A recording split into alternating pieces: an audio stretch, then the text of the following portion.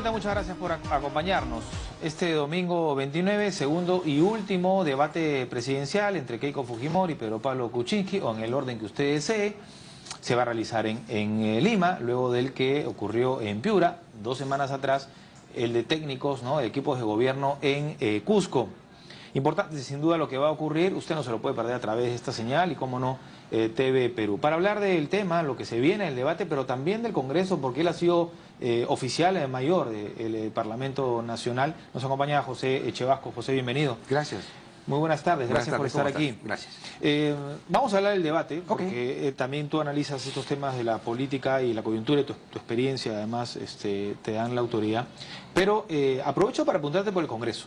Creo que dentro de la campaña, hoy en día, el que valora o no, el que está todavía dudoso, o de pronto el que está analizando más su voto, se pregunta, ¿es esto bueno o malo, ¿no?, que el fujimorismo tenga mayoría? Incluso pero Pablo Kuczynski dice, entre sus ideas de campaña y entre sus fortalezas, ¿no?, o debilidades del contrario, que no se puede tener los dos, ¿no?, ejecutivo y legislativo. ¿Qué piensas tú? Mira, yo creo que lo que tenemos que tener es una visión de país. Y lo que le interesa al país es que exista gobernabilidad. ¿Y qué es la gobernabilidad? Es cuando existe una tranquilidad social y política. En este sentido, creo que es importante que el Congreso tenga una mayoría, si bien es cierto, no en el número que nos hubiera gustado de repente, pero es un número importante, es una mayoría grande la que tiene. O cerca, o un poco cerca la mayoría, digamos, para poder tender puentes, ¿no? Para tender puentes, llegar a una especie de diálogos y permanentes conversaciones de carácter político. Así es, por cada uno de los debates, además, que se realizan, ¿no? Así es, porque esa es la democracia. La democracia implica eso, saber ceder, saber escuchar y saber respetar también el derecho de las minorías. Entonces, en ese concepto es importante que el Perú tenga una gobernabilidad y una tranquilidad económica, social y política. Ahora, la mayoría para bien, digamos, no por lo que ocurrió en la época de los 90, ¿no? Definitivamente que para esa es bien. un poco la tara, ¿no? Y mi pensamiento va por ese lado. Yo confío en que sea un comportamiento alturado, un comportamiento democrático, un comportamiento responsable de esta mayoría que le permita al país descansar sobre parlamentarios que actúen verdaderamente con criterio político y pensando en el bienestar del ciudadano. Mencionabas que descansar y me acordaba de las madrugadas, ¿no? Bueno. Entre gallos y medianoche, ¿no?, de las votaciones. Sí, hemos tenido sesiones realmente maratónicas y a veces días... Y con vipers, ¿no? Con vipers. Direccionadas, ¿no? El uso de la tecnología, claro está, ¿no? En ese aspecto.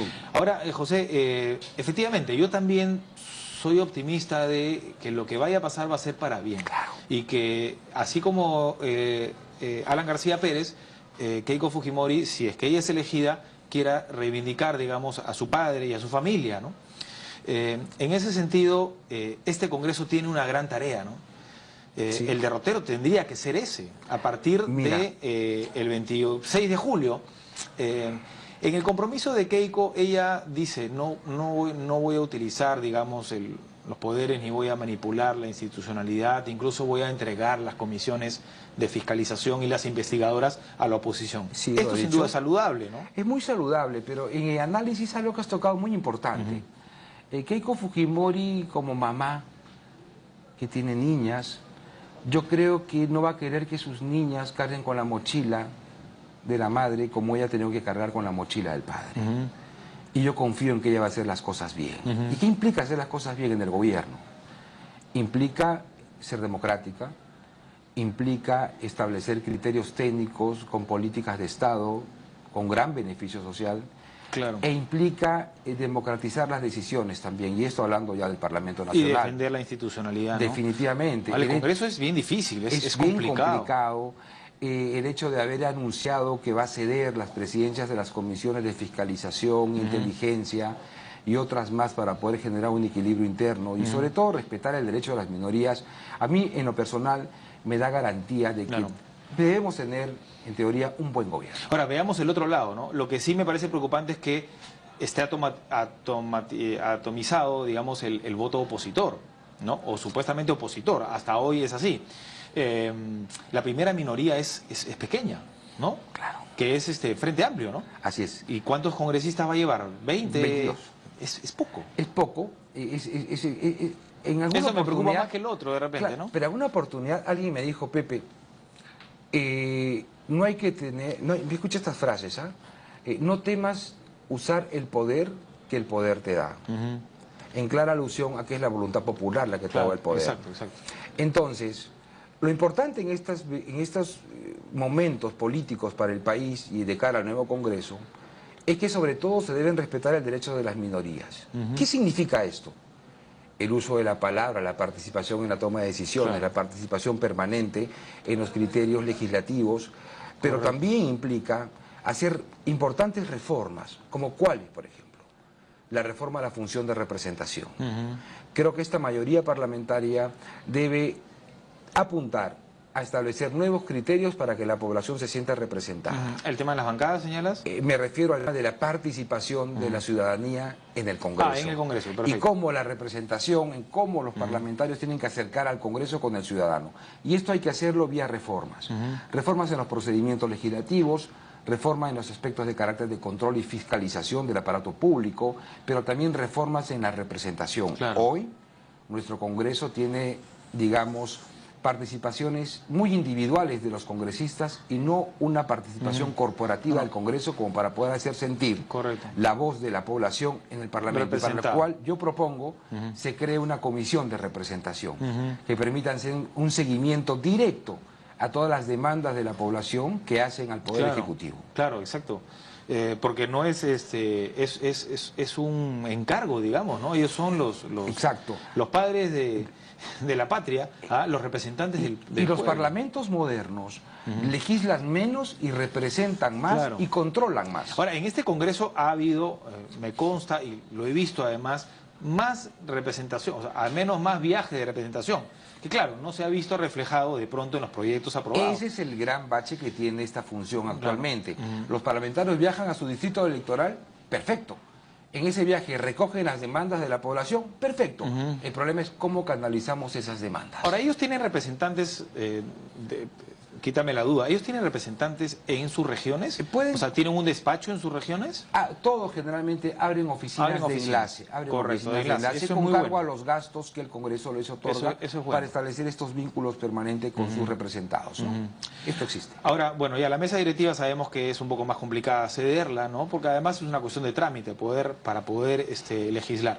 Ahora bien, yo creo que el desafío de Keiko Fujimori, que ya conversábamos, de hecho de limpiar el nombre de su familia, es también muy importante lo que puede hacer la bancada de Fuerza Popular para las grandes reformas que el país requiere, ¿no? Como decíamos como decíamos hace un momentito y decía yo, ¿no?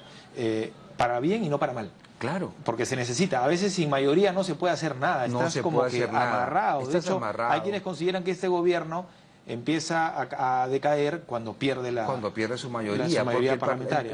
El Parlamento le da el voto de investidura en principio a los ministros de Estado una vez que ingresan. Sí, claro. Bueno, y ahí ya el juego político de siempre, ¿no? Yo no estoy de acuerdo mucho con la visita de los ministros, pero no con las ferias de que pasan ministros a cada rato, ¿no? En este quinquenio, por lo menos según las estadísticas en las cuales yo cuento, porque paro estudiando el funcionamiento del Parlamento, han habido más de 400 visitas de ministros de Estado al Parlamento Nacional. Y podría ser un exceso también. Demasiado, ¿no? Claro, porque la pregunta es si afuera trabaja. ¿Pero interpelados o invitados? Entre invitados e interpelados. Y todo lo demás, cerca de 400 visitas. No porque no trabajen, sino que en realidad desgastan un poco también la Es que el tema es lo siguiente. ¿No? Muchas veces los parlamentarios invitan a los ministros en exceso. Sí. Entonces, los ministros de Estado tienen que hacer una labor no solamente en su despacho, en el ministerio que está en Lima, sino que nuestros ministros y los gobernantes en general tienen que estar en permanente contacto con todo el Perú. Claro. Y al poblador, ¿qué le gusta al ciudadano? Le gusta que su ministro viaje, que su presidente viaje, que esté en plena movilización, de tal manera de que no sienta un gobierno centralista, sino que por el contrario, sientan que los gobernantes viajan por todo el país preocupado en la problemática nacional. Es la labor ejecutiva, tienen la iniciativa de gasto que no tienen los congresistas, por ejemplo, ¿no? Así que hay que dejarlos trabajar también. Ojalá que eso bueno, obviamente con la mayoría va a ser diferente, la cosa va a ser diferente en el Congreso. Ahora yo decía, bien, y ya con esto termino para hablar brevemente del debate, José, las reformas, ¿no? Tendrían que comenzar con la reforma electoral, de todas maneras, y los partidos políticos. De todas maneras, tiene que haber reforma electoral, está pendiente el tema del voto libre, está pendiente también con ese respaldo popular con el que deberían hacerlo, ¿no? Está también en el debate el tema de la inmunidad parlamentaria. Muchos pensamos, yo me incluyo, que la inmunidad de proceso debe terminar. ¿Qué significa inmunidad? La inmunidad nace para que los congresistas, los parlamentarios tengan libertad de opinar y tengan libertad de votar. Esa es la base de la inmunidad, para que no estés sujeto a juicio ni a denuncias por lo que votas y por lo que dices. Como pasa con otras autoridades, correcto, como alcaldes, gobernadores, ¿no? Muy bien. Pero el proceso judicial no tiene por qué estar dentro de esta inmunidad. Cualquier trabajador, cuando es denunciado, pide permiso a su jefe y dice: jefe, tengo una denuncia, me voy a la fiscalía, mi declaración y regreso y sigo trabajando. Correcto. Eso debe suceder también, en mi opinión, para los parlamentarios, y son parte de las reformas políticas que tienen que existir. Pero también hay un tema, creo que yo vital, que es el siguiente: la agenda del Congreso tiene que estar sintonizada con la agenda de la población.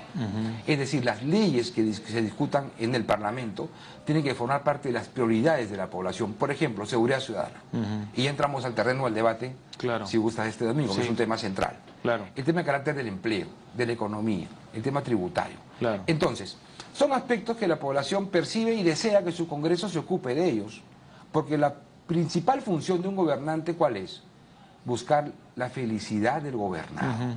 Y la felicidad son diferentes aristas. Entonces, la agenda parlamentaria tiene que ser conectada con la agenda social o agenda de la población. Eso es lo que de pronto en este Congreso se ha visto a mal, ¿no? El hecho de citar a los ministros, pero no para, digamos, cuestionarlos sobre su trabajo, sino más bien sobre aspectos más pequeños, políticos, muy judicial, muy judicial, ¿no? Por ejemplo, en materia de investigación. Investigaciones, ¿no? Las investigaciones al Parlamento Nacional le han costado mucho. Yo siempre digo, bueno, el congresista tiene la labor legislativa, es cierto, tiene también la encomienda, digamos, fiscalizadora, ¿no? Pero ya creo que hay instituciones que nosotros también tenemos que darle un mayor poder, como la Contraloría, ¿no? Bueno, la misma Fiscalía, la Policía, el Poder Judicial, que se pueden encargar. Porque si los políticos que tienen que hacer leyes o los políticos que tienen que ejecutar un plan de gobierno se lo van a pasar investigando al régimen anterior, estamos fregados. Es como cuando uno conduce un automóvil, ¿no? Cuando tú conduces un auto, ¿qué haces? Agarras tu timón y miras al frente. Sí, pues. Y de vez en cuando el espejo retrovisor. Claro. Pero no puedes estar manejando tu auto viendo permanentemente el espejo retrovisor, porque no vas a avanzar jamás. Claro. Muchos congresistas se han desgastado en esta lucha, En ¿no? lucha, digamos, y que en términos concretos, tangibles, no se ha conseguido casi nada. El gasto, por ejemplo, en el quinquenio sobre investigaciones ha sobrepasado los 24 millones de soles. Es una cifra, creo yo, interesante. Sí. Entonces, esa es parte de las reformas que el Congreso tiene que hacer. Como repensamos el tema de la investigación. Claro. Yo creo que tiene que haber una mayor agilidad, como lo que tú dices: Contraloría, Fiscalía, Policía Nacional, etcétera. De tal manera de que dentro de tu propuesta haya lo que es vital, en mi opinión, y sobre todo acorde con los nuevos tiempos. Tenemos que tener un Estado global. Si es cierto, ¿existe una división de poderes? Claro que existe división de poderes, pero el Estado es unitario. Correcto. Y consiguientemente el Congreso tiene que tener una visión global de manejo del Estado para no redoblar, ni gastar doble, ni esforzarnos doble. Exacto. Este Congreso ha investigado a la primera dama, ha investigado ahora con la Bahía Torosoro, ha investigado a gobernadores regionales y ha hecho el trabajo que muchas veces ya hizo el Ministerio Público. Yo lo entiendo para la sanción política, ¿no? Sí. Pero ¿acaso el informe de la Fiscalía no debería ya servir para sancionar en todo caso? Desde luego. Va directamente a la Subcomisión de Acusaciones Constitucionales. Y hay algo más y sobre todo que los informes de las comisiones investigadoras aprobados por el Congreso no son vinculantes. Claro. No, eso está clarísimo. Entonces, pero sí para la subcomisión, ¿no? Claro, acusaciones para el tema político, claro que sí. Exacto, para lo otro por no. eso que las investigaciones tienen que ser más sumarias. Sí, pues. Encontrado una presunción de delito, a la Fiscalía. Por eso yo decía, en todo no caso, profundizar tanto las cosas. Si el Congreso me dice, ok, vamos a investigar para darle una sanción política a esta persona, está muy bien. Correcto. Pero incluso ni siquiera necesitaría hacerlo. Simplemente le pide al Ministerio Público, deme usted el informe de lo que está investigando, para no justamente se dé esta dualidad, ¿no? Que además sirve para la defensa, ¿no? Para el hueleaje, le llaman, para decir, me están investigando, ninguno de los dos vale. Exactamente. Y al final se caen los dos, ¿no? Yo creo que hay que repensar esto. ¿Y a qué quiero referirme con repensar el proceso de investigación? Yo creo que el Parlamento debe encargarle a la Fiscalía las investigaciones antes de hacer unas profundas investigaciones congresales. Correcto. Y el fiscal de la Nación acudir al Congreso cada 3 meses, por decirlo así, Eso está a darle cuenta al Congreso cómo están sus encargos de investigación. Entonces, despolitizamos la labor parlamentaria, Claro. usamos a la Fiscalía como herramienta importante en la lucha contra la corrupción, y esa especie de desahogo del trabajo parlamentario va a ser usado para hacer mejores leyes y para poder hacer un mejor trabajo de representación. Y esos recursos, además, ¿no? Y reducir el grandioso presupuesto que tiene el Parlamento. Hoy, el presupuesto del Perú, el presupuesto peruano le cuesta a nuestra nación casi 600 millones de soles. Terrible, ¿no? Cifra que tiene que reducirse. Imagínense, y es en realidad mucho dinero que se pierde por la corrupción, muchísimo, y las investigaciones que por lo general no llegan a buen puerto, como ha señalado José, son un gasto mayor, ¿no? Entonces la gente dice, ¿pero para qué? Y ahí comienza el descrédito precisamente de las instituciones como el Congreso de la República, ¿no? Dicen, investigaciones de un año, ¿para qué? Y la gente ve mal a los congresistas, hay que reconocerlo. Claro, también. entonces empieza el desgaste de la imagen parlamentaria, que es tan difícil Difícil, mantenerla. claro, imagínense, 130 congresistas. Y cada ¿no? uno de ellos es la imagen del Claro. Congreso. Ellos Ya la también Comisión de tienen que Ética, de hecho, encontrar. está haciendo muy bien, porque por lo menos se ve que se están autorregulando, Sí, ¿no? pero deben ser también más rápidas las investigaciones de la Comisión de Ética. Yo una vez he planteado que la Comisión de Ética no solamente debería de sacarte sin goces de haber unos cuantos meses, sino de pronto ver la forma, aunque claro, ese es un cambio constitucional porque es un derecho de la ciudadanía a votar, el derecho al voto, y el que es votado, digamos, a representarlo, pero tratar de sacarlo. O sea, si cometes una falta de este tipo, chau, y afuera, y vendrá tu asesitario y se acabó el asunto, ¿no? Ahí Nada va que yo. 3 meses. Ahí va yo. Por ejemplo, Madre de Dios tiene un representante. Cuando es sancionado el representante Madre de Dios por 120 días, Madre de Dios se queda sin representante. Exacto. Entonces, ¿por qué no ingresa el accesitario? Pero tú dices por un plazo o sacarlo definitivamente, porque mi propuesta es sacarlo definitivamente. Vamos a hacer un Poco a poco. Poco a poco. Si repites en la sanción, te vas. Claro, exacto, es lógico. Si repites en la sanción con una conducta de carácter ético, te vas. Claro. En la primera viene el accesitario. En la segunda el accesitario se queda. Se queda, lógico. Así es. Eso es un cambio constitucional, digo, Así es. eso ya colisiona con el derecho a voto. Pero son ¿no? cambios importantes porque entonan con lo que la población desea de su gobernante. Claro. Además se va a acabar con esto de que lo torongo no come torongo. Así y es. la gente va a ver que la clase política realmente trabaja para ellos, ¿no? Para el pueblo. Obviamente ellos son los representantes. ¿Te preocupa, José, que no se haya elegido al defensor del pueblo? Está pendiente uno de los miembros del Tribunal Constitucional. El presidente aún no manda su propuesta para el Contralor. Y el tiempo se está pasando. Y ojo, ya el domingo próximo son las elecciones. Así es. Y después de eso, Ya la historia cambió. nosotros que estamos aquí ya unos cuantos gobiernos, ya sabemos que viene una transición y ya se diluye el todo, hecho. todas las iniciativas, ¿no? Volvemos al principio. Ese es el costo de la fragmentación del Congreso. No han podido ponerse de acuerdo en 5 años para elegir como el defensor del pueblo, menos por ejemplo, ahora, ¿no? Y menos a último momento. Sobre todo en esta etapa, donde el Congreso está terminando, la población le exige a sus representantes antes que se vayan, aprueben más y más leyes, pero la parte política, la parte del nombramiento de funcionarios públicos es una de las patas cojas que ha tenido este Parlamento. Estamos también en la necesidad de nombrar a nuestro Contralor General de la República.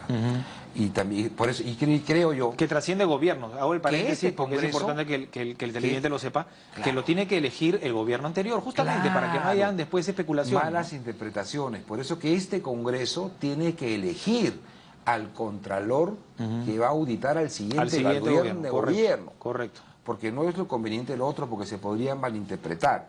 Por eso que es importante, creo yo, que este Congreso afine sus criterios y sus temperamentos y sus sentimientos, por llamarlo de alguna manera, y puedan decidir sobre la designación. Y al comienzo, como se dice, en luna de miel, ¿no? En una. Cuando al principio. Sin anestesia. Como una relación.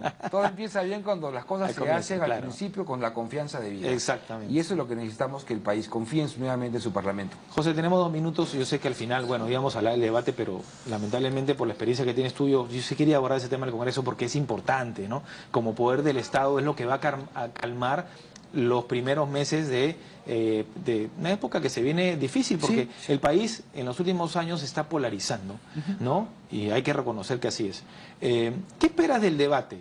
Hay quienes consideran que este debate es el que realmente vale porque aquí se van a tratar temas ya de carácter nacional, ¿no? El de Cusco fue de técnicos, el de Piura fue regional y este va a tratar temas que realmente nos interesan y que se han visto pues que mejor dicho no han sido tocados a lo largo de la campaña por una u otra razón, ¿no? Primero por lo que pasó con Guzmán, con los que, en fin, todo ese tema. Y segundo por los dimes y diretes que están habiendo. Entonces no se trata, el tema de la seguridad sí, pero el tema de las actividades económicas, del empleo, no mucho, ¿no? Me parece que falta eso. Esta es la oportunidad. El desarrollo sostenible. El desarrollo sostenible. Creo sí. yo que... Incluso los programas sociales, Exactamente, perdón, sí, ¿no? sí, muy importantes. Creo que yo espero de este domingo que hayan propuestas. Yo espero este domingo que los candidatos definan de una vez por todas, en mensajes claros, metas concretas y sobre todo un lenguaje sencillo. Yo lo que he criticado a lo largo de estos debates, tanto del técnico, y no tanto este segundo debate entre los candidatos, pero sí del técnico, es que no han aplicado un lenguaje de fácil comprensión para el votante. A veces los políticos quieren transformarse ante las cámaras, digamos, y ante sus exposiciones públicas, con conocimientos técnicos que está bien. Claro. Pero es un debate político también. Y lo importante es cómo comunicas las cosas. Sobre todo si quieres llegar a ese elector, y si quieres llegar al elector de los sectores que son más vulnerables en nuestro país, que son los sectores C, D y E, donde la seguridad ciudadana es realmente un asunto vital, donde hay lugares donde no hay siquiera luz eléctrica y los niños y las jovencitas son violadas. Claro. Servicios básicos, por ejemplo, casi no se ha tocado. El tema de la electricidad, el agua, el asunto de la infraestructura, el tema del empleo, crecimiento económico, son temas de carácter técnico, que tú y yo podríamos manejarlos técnicamente en un lenguaje se puede entender, entendible pero, digamos, para ambos. Pero el problema no somos los dos, el problema es la gente, la población. Por eso creo yo que tiene que haber una compensación y un equilibrio entre el mensaje de aire, que es el de la televisión, y las cosas concretas de tierra. Claro. Es decir, aire y tierra tienen que estar conectados. Y yo espero este debate que, mediante un lenguaje sencillo, nuestros candidatos al sillón presidencial establezcan mecanismos de comunicación adecuadas para que la población pueda entender. Correcto. Y que el ganador utilice de pronto algunas de las ideas del perdedor también, ¿no? Si se trata, si es una consigna de todos, creo, el bien del país, pues... No hay gobierno... Utilicemos las mejores propuestas, ¿no? Y las mejores propuestas, las más inteligentes, y sobre todo también utilicemos a los técnicos de los demás partidos. También, claro. Un gobierno más o menos un poco, ¿no? necesita entre 5.000 funcionarios de confianza, si no son más, para poder gobernar. Correcto. Y no hay partido político que lo tenga. Es verdad. Por eso que hay que buscar los mejores herederos de nuestro país, para que quien gane la elección del día 5 de junio los utilice para el bien de la población. Y ese puede ser el punto de partida de la reconciliación que necesitamos. Urgente. Urgente. Gracias, José. Nos vamos con esa reflexión. Muy amable. José Chevasco, analista político, ex oficial mayor del Congreso. Pausa. Volvemos con más aquí en 7.3 Noticias. La información que necesitas.